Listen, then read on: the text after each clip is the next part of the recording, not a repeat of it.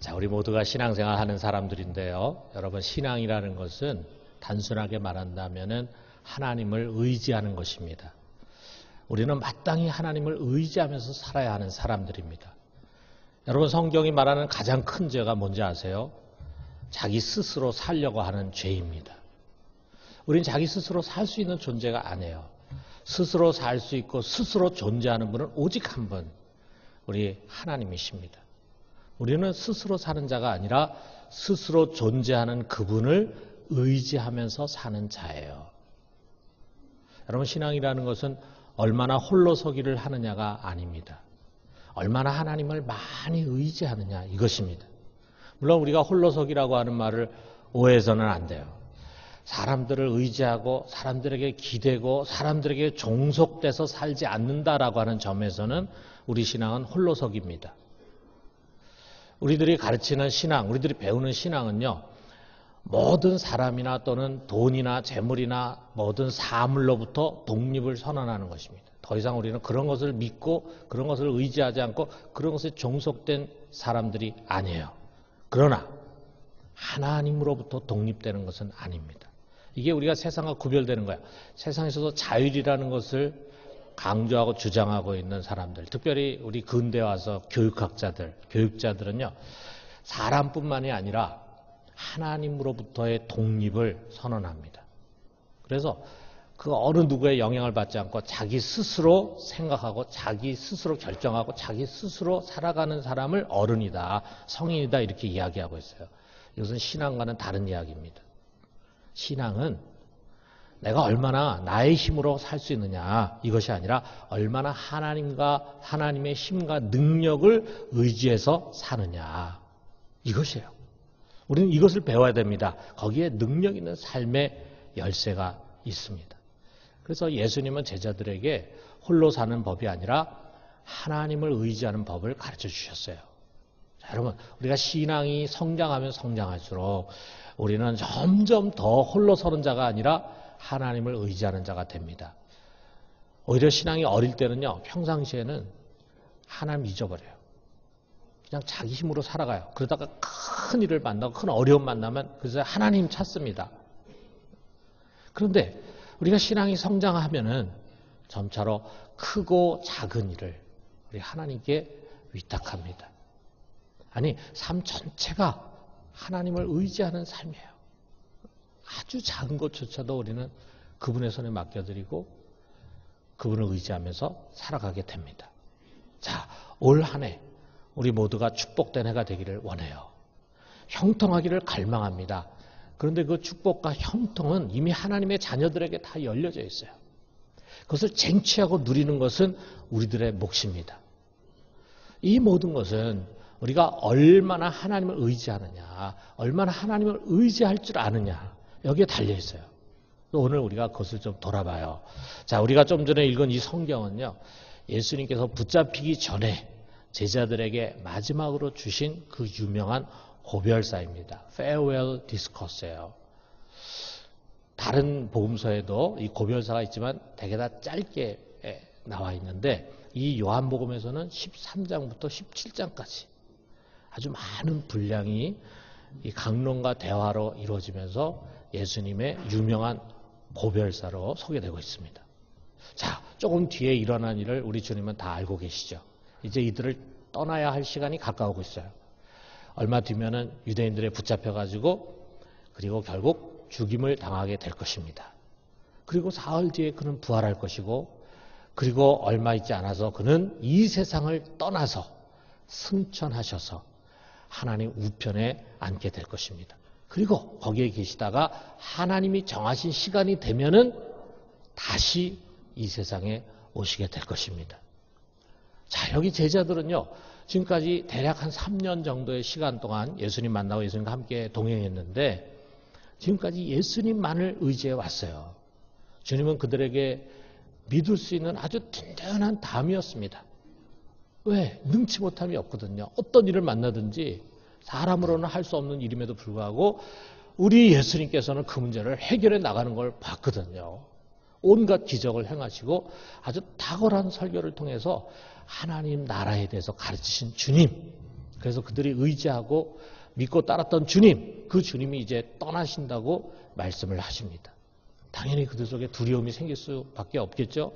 마치 광야에 홀로 남겨진 어린 양과 같은 마음, 그리고 망망한 바다에 내던져진 나비와 같은 그런 두려움이 그들 속에 있었을 거예요. 지난 3년간 그들은 예수님이 없는 세상을 한 번도 생각해 보지 않았어요. 그런데 지금 그 시간이 가까이 다가오고 있습니다. 자, 이런 제자들에게 우리 주님은 이제부터 직접 하나님을 의지하는 법을 가르쳐 주십니다. 여기 23절 하반절에서 24절 보니까 내가 진실로 진실로 너에게 이르노니 너희가 무엇이든지 아버지께 구하는 것을 내 이름으로 주시리라. 지금까지는 너희가 내 이름으로 아무것도 구하지 아니하였으나 구하라. 그리하면 받으리니 너희 기쁨이 충만하리라. 무엇입니까? 하나님 아버지께 나가서 기도해라. 기도. 지금까지 그들은 기도하지 않았어요. 기도할 줄 몰랐어요. 어떻게 보면 기도의 필요성을 못 느꼈을지 모릅니다. 왜냐하면 예수님이 그들의 방패막이가 되시거든요. 어떤 문제든지 우리 주님께서 다 알아서 해결해 주시잖아요. 그러니까 우리가 너무 능력 있는 사람, 뭐든지 다 잘하는 사람 옆에 있으면 사람이 무능해져요. 그 사람이 다 알아서 해주니까. 그 사람을 의지하게 되니까 그렇게 된다고요. 자, 주님, 우리가 죽게 된 것을 돌아보지 않습니까? 하고 외치니까 우리 주님께서 벌떡 일어나가지고 그들을 향해서 산더미같이 밀려오는 파도를 향해서 바람을 향해서 명령하니까 갑자기 온 바다가 잔잔해지는 거예요. 우리가 이 많은 사람들을 어떻게 먹일 수 있습니까? 하니까 주님께서 물고기 2마리, 보리떡 5개 가지고 5,000명을 먹이는 기적을 행하시는 거예요. 자, 뭐 이런 능력 있는 주님 곁에 있으니까 그들이 굳이 따로 하나님께 기도하고 또 구하고 하려고 하지 않았겠죠. 또 기도할 줄도 몰랐습니다. 이런 제자들에게 이제 예수님은 아주 소중한 무기를 주십니다. 자신의 이름을 주시는 거예요. 그러면서 내 이름으로 아버지께 구해라. 이것입니다. 그러면 아버지께서 내 이름으로 주실 것이다. 다른 무엇 때문이 아니라 너희들이 기도를 잘해서 너희 기도가 유창해서 너희들이 굉장히 영성이 많은 사람이라서 그런 것이 아니라 내 이름으로 너희가 구하기 때문에 하나님도 내 이름으로 반드시 응답을 해 주실 것이다. 이렇게 말씀하시는 거예요. 그러면서 또 이런 말씀을 주십니다. 26절에서 27절에 보니까 그날에 너희가 내 이름으로 구할 것이요 내가 너희를 위하여 아버지께 구하겠다 하는 말이 아니니 이는 너희가 나를 사랑하고 또 내가 하나님께로부터 온 줄 믿었으므로 아버지께서 친히 너희를 사랑하심이라. 이제부터는 내가 너희를 대신해서 구하는 거 안 하겠다. 지금까지 내가 그렇게 했는데 이제는 더 아니다. 이제 너희가 친히 내 이름으로 아버지께 구해라. 그러면 아버지께서 친히 내 이름으로 너희에게 주실 것이다. 왜냐하면 너희들은 이미 나를 믿기 때문에 하나님 아버지께서 너희를 사랑하셔.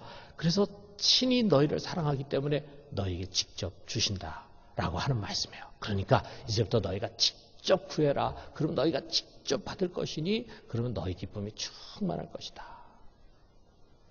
이 말씀입니다.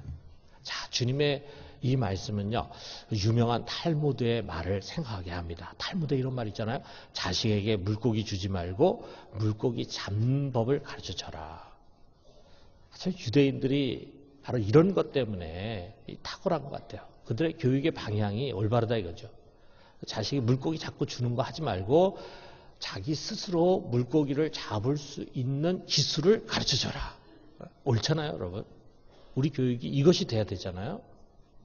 자, 예수님이 어떻게 보면 지금까지 제자들에게 친히 물고기를 잡아주셨다면은 이제는 그들이 스스로 물고기를 잡는 비법을 가르쳐 주시는 거예요. 왜? 주님이 이제 더 이상 그들 곁에 있을 수가 없거든요.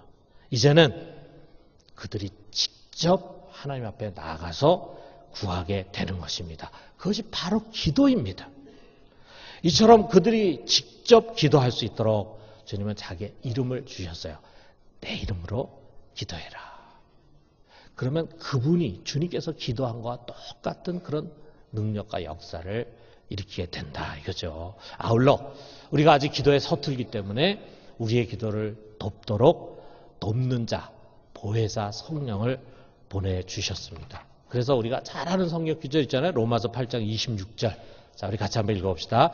이와 같이 성령도 우리의 연약함을 도우시나니 우리는 마땅히 기도할 바를 알지 못하나 오직 성령이 말할 수 없는 탄식으로 우리를 위하여 친히 간구하시느니라. 자, 성령이 오순절 성령 강림 때 임하셔가지고 그 이후로 모든 믿는 자들 속에 성령이 임하셨는데, 성령이 오셔서 물론 하는 일이 굉장히 다양하지만 그중에 가장 중요한 것은 그분이 우리 안에 오셔서 우리 곁에 계셔서 우리가 기도할 수 있도록 우리를 도와준다 이거죠. 우리가 기도하지 못하는 부분이 있으면 그 부분을 채워주신다 이거죠. 자, 여러분, 이 삼위일체 하나님의 섭리 속에서 우리는 기도라고 하는 것이 얼마나 절실하고 중요한 것인가를 보게 돼요. 아니, 우리가 그것을 절실하고 중요하다고 느끼기 전에 삼위일체 하나님이 기도라는 것이 얼마나 중요하고 절실한 것인가를 우리에게 가르쳐주고 있어요. 기도는 해도 되고 안 해도 되는 그런 것이 아닙니다. 기도는 우리를 하나님과 연결시켜주는 생명의 끈이에요. 기도하지 않는 것은 생명을 잃어버리는 것과도 같습니다. 하나님과 우리를 연결시켜주는 것이 기도라 이거예요. 그렇기 때문에 여러분, 기도라고 하는 것은 정해진 시간을 채워야 하는 종교적인 의무나 멍해가 아닙니다. 저는 교회를 다니지만 기도를 잘 못하다 보니까 기도는 해야 되는데 기도를 잘 못하다 보니까 기도가 굉장히 부담스럽게 생각이 돼요. 마치 기도는 굉장히 나를 불편하게 하는 그런 어떤 의무라는 생각을 가질 수가 있어요. 여러분, 우리 생각을 전환합시다. 기도는 그런 종교적인 의무나 멍해가 아니라 우리 주님께서 우리에게 주신 특권입니다. 특권. 아무나 기도할 수 있는 것이 아니에요. 아무에게나 그 이름을 주신 것이 아니에요. 우리 믿는 사람들에게만, 그분의 제자된 자들에게만 그의 이름을 주셔서 기도하시게 해주셨어요. 그래서 우리에게 주신 최고의 무기입니다. 그리고 최고의 달란트입니다. 여러분, 달란트 비유를 한번 생각해 봐요. 예수님께서 그 달란트 비유에서 그렇게 말씀하셨잖아요. 주인이 있는데 그 주인이 이제 먼 나라에 가게 됐어요.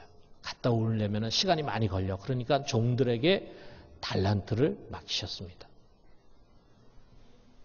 그런 것처럼 우리 주님께서도 이제 떠나는 그런 자리에서 제자들에게 달란트를 주시는 거예요. 주님께서 우리에게 주신 달란트가 여러 가지가 있지만 그중에 가장 귀한 것이 뭐냐? 그것은 바로 예수의 이름으로 드리는 기도입니다. 자, 우리 달란트 비유에서 보면은 어떤 종은 받은 달란트를 가지고 바로 나가서 장사를 해요. 부지런히 장사를 해가지고 2배로 남깁니다. 5달란트, 2달란트 받은 종이 그렇게 했죠. 그런 것처럼 어떤 사람은 예수의 이름을 받아가지고 이 기도를 적극적으로 자기 삶에 활용해. 그래서 하늘의 문을 두드립니다.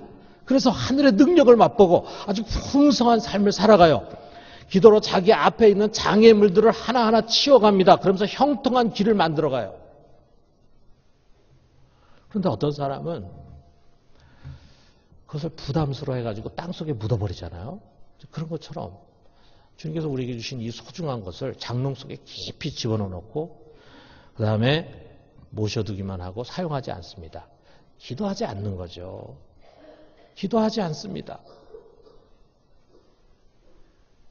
기도하지 않는다는 것은 다시 말하면은 하나님의 능력을 의지해 사는 것이 아니라 자기 힘으로 살아가는 거예요. 자기 힘으로. 자기 힘으로 살아가니까 아주 작은 장애물도 제거하지를 못해요. 그냥 무기력하게 살아갑니다. 여러분, 주님께서 우리 모두에게 이 소중한 달란트를 주셨어요. 아무에게나 주는 거 아닙니다. 가치 없는 거 아닙니다. 정말 소중한 달란트인데 그의 이름 최고의 무기를 우리에게 주셨는데 여러분, 올해 그거 가지고 어떻게 하시겠습니까? 그냥 장롱 속에 처박아 두고 땅속에 묻어두고 기도 없는 삶을 살아가시겠습니까? 무기력한 삶을 살아가시겠습니까? 아니면 그것을 가지고 부지런히 사용해서 능력 있는 삶을 살아가겠습니까? 여러분, 올해도 우리들에게는 많은 문제들이 찾아올 것입니다. 많은 과제들이 또 주어질 것입니다. 우리가 반드시 해야 할 일들, 반드시 목표에 도달해야 할 일들이 있을 거예요. 우리 모두가 각각 주어진 상황과 여건 속에서 이런 것들을 해치고 주어진 목표를 향해서 가야 합니다. 여러분, 우리가 신앙이라는 것을 영적인 전투로 생각한다면 우리들 앞에는 반드시 점령해야 할 수많은 적들의 진지가 있어요. 그 진지마다 다 이 중무기들로 무장이 돼 있어요. 그냥 육탄 돌격했다가는 다 죽습니다. 엄청난 희생을 당할 수밖에 없어요. 점령하기가 결코 쉽지 않은 진지들이라 이거죠. 때로는 여리고성과 같은 난공불락을 만날 수도 있습니다. 내 힘으로 하려면요, 진지 하나 점령하기도 어려워요. 자, 그런데 보세요. 우리들에게는 놀라운 무기가 주어져 있습니다. 그게 뭐냐? 무전기예요, 무전기. 무전기. 여러분, 이 무전기가 얼마나 중요한 무기인지 아십니까? 여러분 아마 전쟁 영화, 특히 이 특공대가 깊숙이 침투해 들어가거나 또는 최전방 적 진지에서 적들과 싸우고 있는 그런 전쟁 영화 보면은요, 이 무전기가 얼마나 중요해요. 거기서 무전이 불통이 되면은 죽는 거예요. 무전기가 얼마나 중요한지 모릅니다. 자, 이 무전을 가지고 뭘 합니까? 뒤에 후방에 있는 본부에 도움을 요청할 수 있어요. 그러면 그 뒤에 후방에 있는 본부에는요, 적의 진지와는 비교할 수 없는 엄청난 화력을 가진 대포들이 준비가 돼 있어요. 그래서 우리가 도움을 요청하면 후방에 있는 대포들이 불을 뿜게 됩니다. 전투기까지 출격을 할 수가 있어요. 그래서 거기서 폭탄을 쏟아붓습니다. 그러면은 적의 진지들이 초토화되는 거, 한마디로 초토화돼. 쑥대밭이 되는 것입니다. 그건 뭐 소총으로 쏴가지고 그렇게 만들 수가 없죠. 화력이 있는 대포를 쏘고 그 다음에 비행기에서 폭탄을 떨어뜨리고 이렇게 해가지고 쑥대밭으로 만든 다음에 그 다음에 이제 내가 달려가가지고 진지를 점령하는 것은 어려운 일이 아니라 이거죠. 여러분, 우리가 전쟁 영화 보면은 고지를 점령할 때 다 그렇게 하잖아요. 그냥 무조건 처음부터 육탄 돌격 해가지고는 되지도 않고 엄청난 희생자만 내니까 뒤에서 말이죠. 후방에서 화력으로 먼저 지원을 해주고 그리고 쑥대밭이 되면 이제 육탄 돌격을 해간다 이거죠. 여러분, 이것이 신앙생활입니다. 우리의 인생길에는 수많은 도전과 난관들이 도사리고 있어요. 문제없는 세상은 있을 수가 없습니다. 자, 그러나 그 문제 하나하나를 이겨내고 우리 앞에 우리를 가로막고 있는 적의 진지 하나하나를 점령해 갈 수 있는 무기가 우리 손에 있는데 그것이 뭐냐? 바로 기도라요. 기도. 여러분, 기도가 이렇게 중요합니다. 기도할 때 비로소 하나님 아버지가 일을 하십니다. 그의 무한한 능력으로 우리 앞에 놓여져 있는 진지를 부서뜨려 버리는 거예요. 쑥대밭으로 만드는 거예요. 그래서 우리가 편안하게 그 길을 갈 수 있도록 도와주시는 거예요. 그래서 우리가 할 수 있는 일이 아닙니다. 그래서 하나님이 하셔야 합니다. 그러니까 기도하지 않고 살아가는 사람은요, 마치 적의 진지를 자기 소총 하나 들고 가가지고 점령하겠다고 하는 것과 똑같아요. 어떻게 할 수 있겠습니까? 여러분, 기도는 이처럼 중요한 것입니다. 그렇기 때문에 예수님이 기도에 대해서 수많은 가르침을 주셨어요. 여러분, 예수님 우리가 복음서를 보면은 예수님이 많은 가르침이 있는데 그것을 우리가 이렇게 종류별로 소트를 해가지고 나눠보면은요, 아마 기도에 대한 가르침이 가장 많을 거예요. 주님이 기도에 대해서 가르치는 건 대충 이런 거예요. 절대로 포기하지 말고 내 이름으로 구해라. 무엇이든지 의심하지 말고 믿음으로 구해라. 한두 번 찾다가 낭망해서 주저앉지 말고 인내를 가지고 찾아라. 그래도 응답이 없다고 해도 너희는 절대 돌아서지 말고 포기하지 말고 더 강청하면서 두드려라. 이거예요. 구해라. 찾아라. 두드려라. 그러면은 너희를 사랑하는 아버지가 마침내 가장 좋은 것을 내 이름으로 주실 것이다.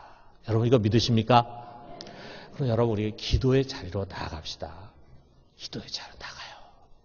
근데 이 설교를 들으면서 우리 중에는 목사님 기도 많이 해봤는데 소용없습니다. 이렇게 생각하는 분이 있을지 모르겠어요. 그런 분들에게 권하고 싶습니다. 다시 한 번 더 기도의 자리로 나아가십시오. 저에게도 그런 때가 참 많았어요. 뭐 기도해봐야 소용도 없는데, 뭐 기도해봐야 어제나 오늘이나 다 똑같은데 해결될 것 같지도 않은데 낙심이 돼. 그런데 그때 말이죠, 한 번 더 믿음으로 두드리는 게 중요하더라고요. 한 번 더. 주님은 여러분이 한 번 더 두드리기를 기다리고 있습니다. 여러분, 홍해가 갈라졌다는 사실을 우리 잊어서는 안 됩니다. 그 단단한 반석을 치니까 거기서 물이 쏟아져 나왔어요. 사막에 강이 흐르게 됐잖아요. 난공불락인 여리고성이 한순간에 무너졌잖아요. 누가 그것이 무너지리라고 생각했겠습니까? 해가 중천에 꼼짝하지 않고 머물러 서가지고 여호수아가 승리하게 됐잖아요. 그 어린 다윗 앞에 그 거구의 골리앗이 쓰러지지 않았습니까? 거센 폭풍이 잠잠해졌습니다. 소경이 눈을 뜨고 안진뱅이가 일어나고 죽은 자가 살아났습니다. 여러분, 이것은 신화도 아니고 소설도 아니고 이것은 사실입니다. 팩트입니다. 우리는 이것이 사실임을 믿습니다. 여러분 믿으십니까? 이 일을, 이 엄청난 일을 행하신 주님이 그가 그 일을 행하면서 사용하셨던 그의 이름을 우리들에게 주셨어요. 너는 이제부터 이 이름으로 무엇이든지 구해라. 그러면 아버지께서 이 이름으로 주실 것이다. 이 소중한 것을 우리가 받았는데 왜 우리가 이것을 사용하지 않습니까? 여러분, 영국의 가장 위대한 설교자가 누군가라고 얘기한다면 많은 사람들이 스펄전을 얘기할 거예요. 근데 그 스펄전에 아마 설교 속에 나오는 내용 같아요. 그의 기도에 관해서 아주 은혜스러운 글이 있어가지고 제가 여러분에게 소개를 해주려고 합니다. 여러분 한번 들어보세요. 우리가 그동안 하나님께 기도드릴 때 어떤 식으로 기도했는지 아주 정직하게 회상해 보십시오. 그러면 하나님이 그런 기도들에 대해서도 응답해 주셨다는 사실이 너무 신기해서 놀라움을 금치 못하게 될 것입니다. 물론 우리 중에는 옛날 바리새인들처럼 자기 기도는 하나님께 연락될 만하다고 생각하는 사람들도 있을 것입니다. 그러나 성령의 조명을 받아 자신을 좀 더 깊이 돌아볼 줄 아는 참 성도라면 그동안 자신이 드린 기도들을 생각하며 슬피 울 것입니다. 그리고 처음으로 되돌아가서 다시 기도할 수만 있다면 좀 더 간절하고 진실하게 기도하겠다는 소원을 갖게 될 것입니다. 성도 여러분, 그동안 여러분의 기도가 얼마나 차고 냉랭했는지 기억해 보십시오.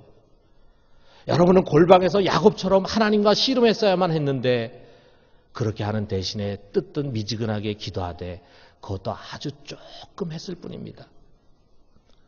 그것은 당신이 내게 축복하지 아니하면 가게 하지 아니하겠나이다 하며 끝까지 하나님을 겸손히 믿으며 부르짖은 야곱의 기도와는 너무 거리가 먼 기도였습니다. 그런데 하나님은 여러분의 그런 차갑고 냉랭한 기도들을 들어주셨습니다. 듣기만 하셨을 뿐만 아니라 그 기도에 응답해 주셨습니다. 놀라운 일 아닙니까? 또 그동안 얼마나 뜨문뜨문 기도를 드렸는지 한번 생각해 보십시오. 곤란한 일이 생겨서야 비로소 쉬운 자로 나아갔습니다. 그러다가 그 문제만 해결되면 즉시 기도를 중단했습니다. 그러나 이처럼 기도를 중단했는데도 불구하고 하나님은 계속해서 여러분을 축복해 주셨습니다. 우리가 필요할 때나 들락거리며 이따금씩 드린 간청들을 여호와께서 듣고 응답하시다니 신기하지 않습니까? 뭔가 꼭 필요한 것이나 있어야 와서 기도하고 일단 그의 긍휼을 얻고 나면 하나님을 무시하는 우리. 가지 않으면 안 될 때만 가고 그의 긍휼이 넘쳐 슬픈 일이 별로 없을 때는 하나님께 가서 말씀 드리는 일을 거의 잊어버리는 우리. 이런 우리의 기도를 들으시는 하나님은 대체 어떤 분일까요? 이제부터 이런 기도를 들으시는 하나님의 인자하신 자비를 깊이 깨닫고 성령 안에서 모든 기도와 간구로 항상 기도하기를 힘씁시다. 여러분 정말 멋있는 말씀 아닙니까? 기도에 있어서 우리는 이처럼 부족한데, 이처럼 연약한데 우리 하나님 아버지는 그것도 다 들어주신다는 사실. 우리가 부족해도 듣습니다. 유창해서 잘 기도 못해도 듣습니다. 오래 기도할 줄 몰라도 듣습니다. 큰 소리로 기도하지 못해도 우리 하나님 아버지는 다 들으십니다. 그러므로 사랑하는 성도 여러분, 올해 우리 기도합시다. 우리 같이 기도합시다. 기도의 자리로 나오십시오. 여러분 작년 한 해 동안 우리의 기도 생활을 돌아보면서 한번 반성해요. 그리고 이제 새해를 맞으면서 결심합시다. 여러분의 가정에 기도의 골방을 만드십시오. 여러분 새벽에 교회에 나와서 기도하고 부르짖으십시오. 여러분이 조용히 하나님과 만날 수 있는 장소와 시간을 꼭 확보하십시오. 우리가 늘 수시로 항상 쉬지 않고 기도하는 것도 중요하지만 그러나 조용히 기도의 시간을 갖는 것이 중요합니다. 주님께서 우리에게 그 본을 보여주셨어요. 특별히 여러분 올해 새해 올 1년 동안은 여러분 수요 기도에 꼭 참석하십시오. 수요 기도회는 예배가 아니라 기도이지 않습니까? 우리가 같이 기도하는 시간입니다. 그 수요일날 저녁에 직장에 일이 바빠가지고 해야 할 일이 많아가지고 못 오시는 분은 어쩔 수 없죠. 그러나 집에서 아무것도 하지 않는데도 불구하고 수요 기도회가 교회에 있음에도 나오지 않는 것은 옳지 않은 것입니다. 그것은 바람직하지 않고 잘못된 것입니다. 옳지 않은 신앙 습관입니다. 올해 1년 동안 여러분 기도의 자리에 꼭 나와요. 수요일날 저녁에 여러분 꼭 오셔서 함께 같이 기도하고 또 같이 기도를 배우고 기도를 훈련받고 그래서 우리도 모르는 사이에 기도의 맛을 배우게 되고 그래서 기도를 즐겨하는 그런 사람들이 될 수 있기를 바랍니다. 여러분 우리에게 찾아오는 모든 문제 앞에 무릎을 꿇지 말고 주 예수의 이름으로 치고 나갑시다. 저 앞에 수많은 진지들을 기도로 점령합시다. 그래서 마침내 승리의 깃발을 꽂는 우리 모두가 되기를 주님의 이름으로 축원합니다.